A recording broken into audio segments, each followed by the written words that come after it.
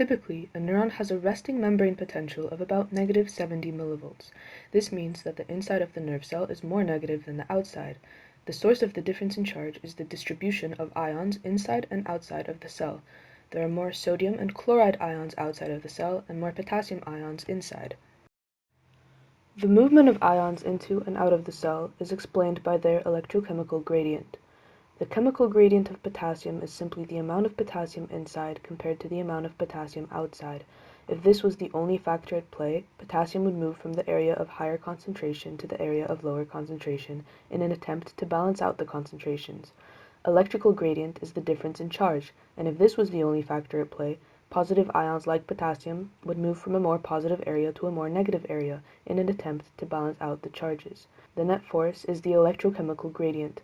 With potassium at resting potential, the chemical gradient is stronger than the electrical gradient, and so the resulting force pushes the potassium ions outside of the cell. It is lower than the electrochemical gradient of sodium, because for sodium, both the chemical and electric gradient pushes the ions inside the cell.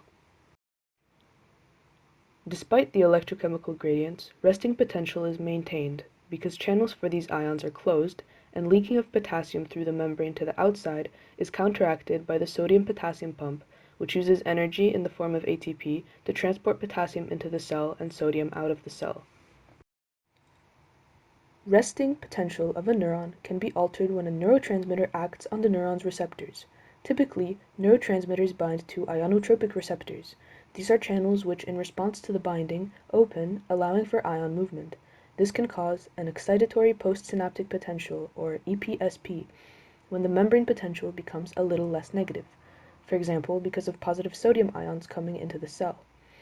Or an inhibitory postsynaptic potential, or IPSP, when the membrane potential becomes even more negative. If an EPSP is large enough, and the membrane potential rises to a threshold value of about negative 55 millivolts, an action potential is triggered. For a given cell, an action potential will always have the same graph, and if the threshold is reached, it will always occur. At negative 55 millivolts, voltage-gated sodium channels at the axon hillock open very rapidly, allowing a sudden influx of sodium into the cell. Because there is a high concentration of these channels at the axon hillock, this causes a huge spike in charge inside of the cell.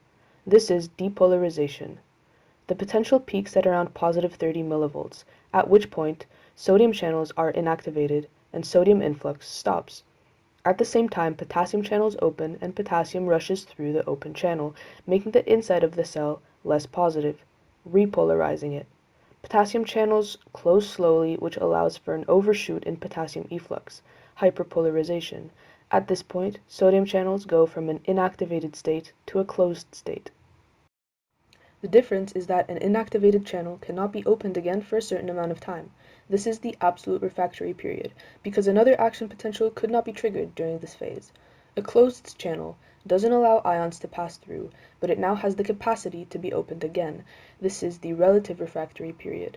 Another action potential could be triggered, but because the membrane is hyperpolarized, a stronger stimulus is necessary to reach the threshold value.